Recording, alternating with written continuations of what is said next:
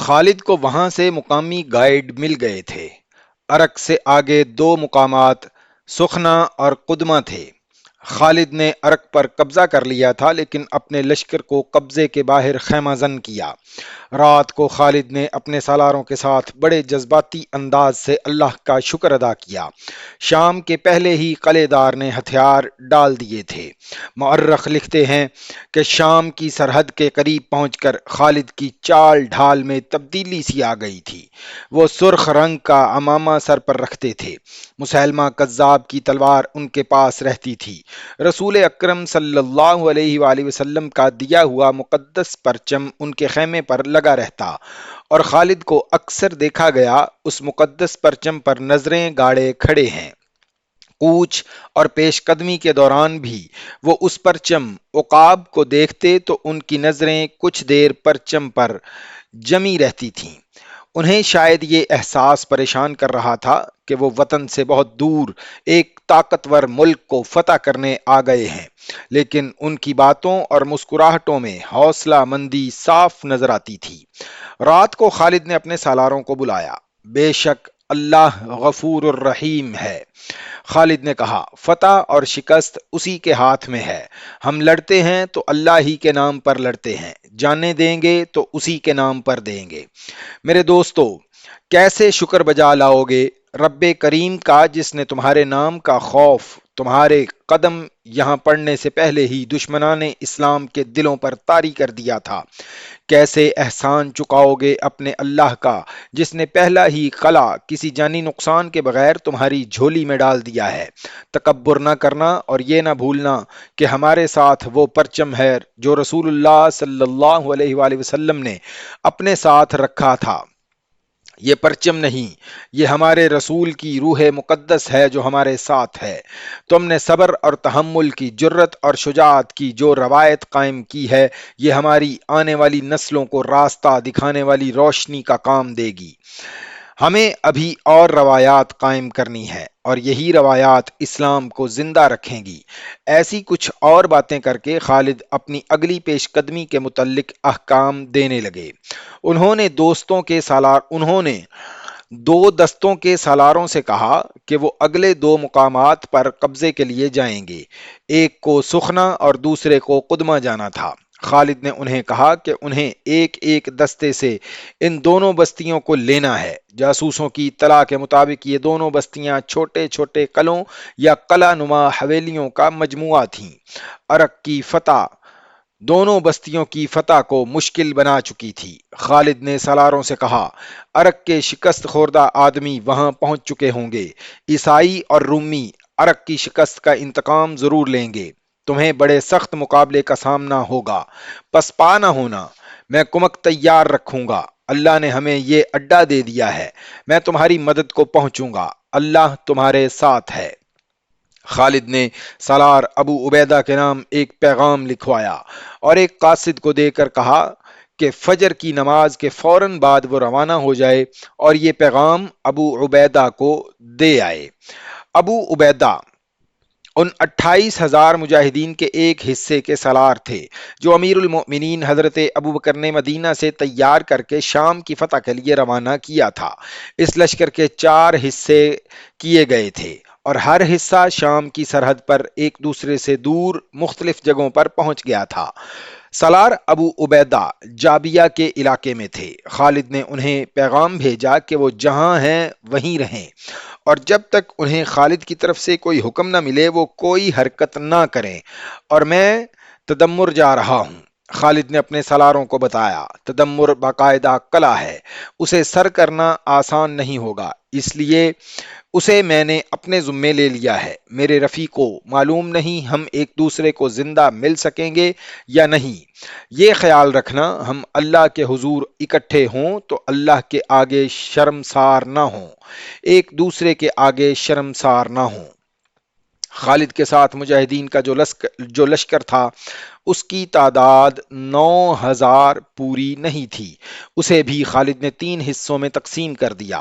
ہر حصے کو ایک ایک مقام فتح کرنا تھا۔ خالد نے بہت بڑا خطرہ مول لیا تھا لیکن انہیں اللہ کی ذات پر اور رسول اللہ کے پرچم عقاب پر اتنا بھروسہ تھا کہ انہوں نے اتنا بڑا خطرہ مول لے لیا۔ صبح ہوتے ہی خالد تدمر کی طرف کوچ کر گئے اور دو سالار اپنے اپنے دستوں کو لے کر سخنا اور قدمہ کو روانہ ہو گئے۔ خالد نے جاتے ہی تدمر کے قلعے کا محاصرہ کر لیا۔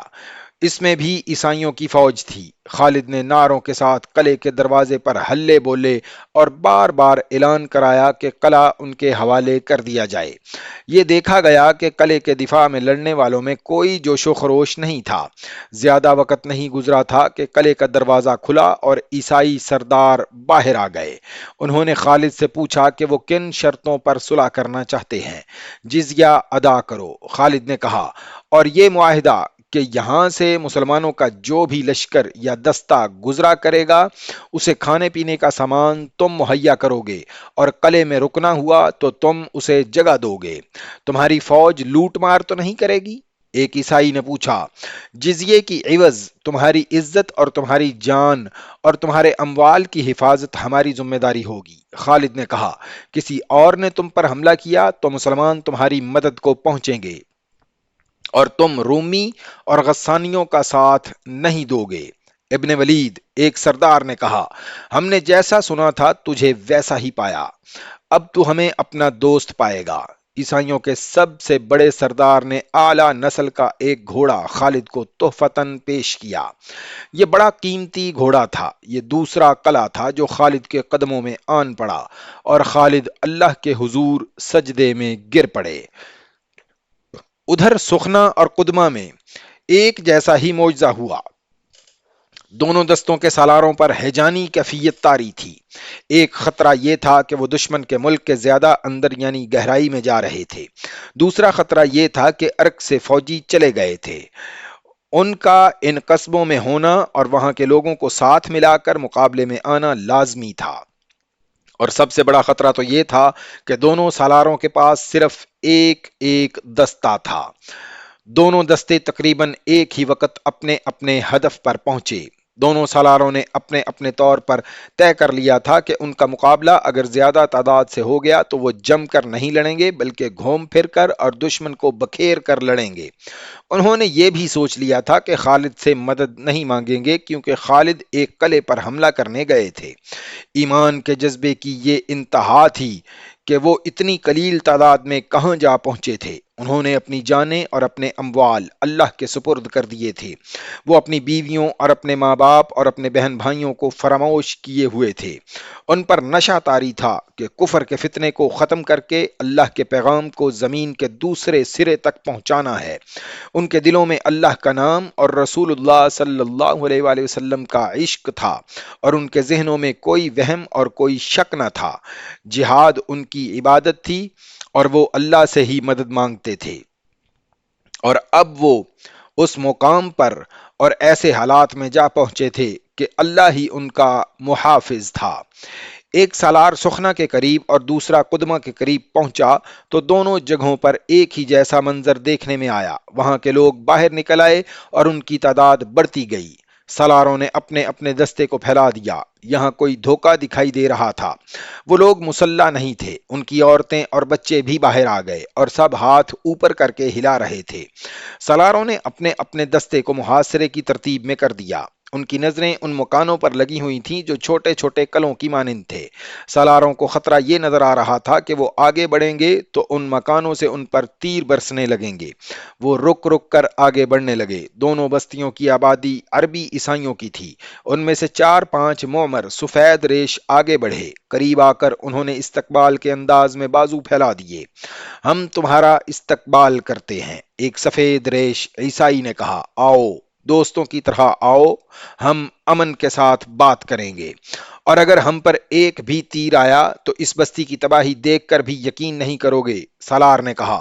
مکانوں کے دروازے کھلے ہیں، عیسائی بزرگ نے کہا۔ آبادی کا ایک بچہ بھی اندر نہیں۔ دیکھ لو، کسی کے ہاتھ میں کمان نہیں، برچھی نہیں، تلوار نہیں۔ کہاں ہیں وہ جو عرق سے یہاں آئے تھے؟ سالار نے پوچھا۔ کچھ ہیں، کچھ چلے گئے۔ ایک مومر عیسائی نے کہا، انہوں نے ہی ہمیں بتایا کہ تمہاری فوج لوٹ مار نہیں کرتی، نہتوں اور بے کسوں پر ہاتھ نہیں اٹھاتی، تم ایسی شرطوں پر دوستی قبول کر لیتے ہو جو کسی پر بار نہیں ہوتی، اور جو ہماری شرطیں قبول نہ کرے اس کا انجام کچھ اور ہوتا ہے۔ سالار نے کہا، اے مدینہ کے سالار، عیسائی سردار نے کہا، بتا تیری شرطیں کیا ہیں؟ وہی جو تمہاری پیٹھ اٹھا سکے اور کمر کو توڑے گی نہیں۔ سالار نے کہا، جزیہ، ہم خود دیکھیں گے کہ جو جزیہ ادا کرنے کے قابل نہیں اس سے ہم کچھ بھی نہیں لیں گے۔ کچھ اور؟ مسلمانوں کا لشکر یا کوئی دستہ یا کوئی قاصد یہاں سے گزرے گا تو یہ اس بستی کی ذمہ داری ہوگی کہ اس پر حملہ نہ ہو۔ سالار نے کہا، اگر وہ یہاں رکنا چاہیں گے تو ان کے جانوروں کا چارہ بستی کے ذمے ہوگا، ان کی کوئی اور ضرورت جو تم پر بار نہیں ہوگی وہ تم پوری کرو گے۔ ہمارے لشکر کا کوئی فرد بستی کے کسی گھر میں داخل نہیں ہوگا، تمہاری عزتوں کی، تمہارے جان و مال کی حفاظت کے ذمہ دار ہم ہوں گے، اور رومیوں کی طرف سے، غسانیوں اور فارسیوں کی طرف سے تمہیں کوئی دھمکی ملے گی یا تم پر کوئی حملہ کرے گا تو اس کا جواب ہم دیں گے۔ دونوں بستیوں میں ایسے ہی ہوا۔ اس دور میں فوجیوں کا یہ رواج تھا کہ بستیوں میں لوٹ مار کی جاتی اور وہ بستیاں اجاڑ کر چلی جاتی تھیں، کوئی عورت ان سے محفوظ نہیں رہتی تھی۔ جو آبادیاں ان کے آگے جھک جاتی تھیں ان کے ساتھ تو فاتح فوجیں اور زیادہ برا سلوک کرتی تھیں، لیکن یہ روایت مسلمانوں نے قائم کی کہ جس نے دوستی کا ہاتھ بڑھایا اسے اپنی پناہ میں لے لیا اور اس کی عزت کی حفاظت کو اپنی ذمہ داری سمجھا۔ اس کا اثر تھا کہ کفار کی بستیاں ان کے ساتھ دوستی کے معاہدے کرتی جا رہی تھیں۔ خالد کو اطلاع ملی کہ سخنا اور قدمہ کی آبادی نے اطاعت قبول کر لی ہے، تو انہوں نے وہاں کے لیے عمال مقرر کر کے دونوں دستوں کو اپنے پاس واپس بلا لیا۔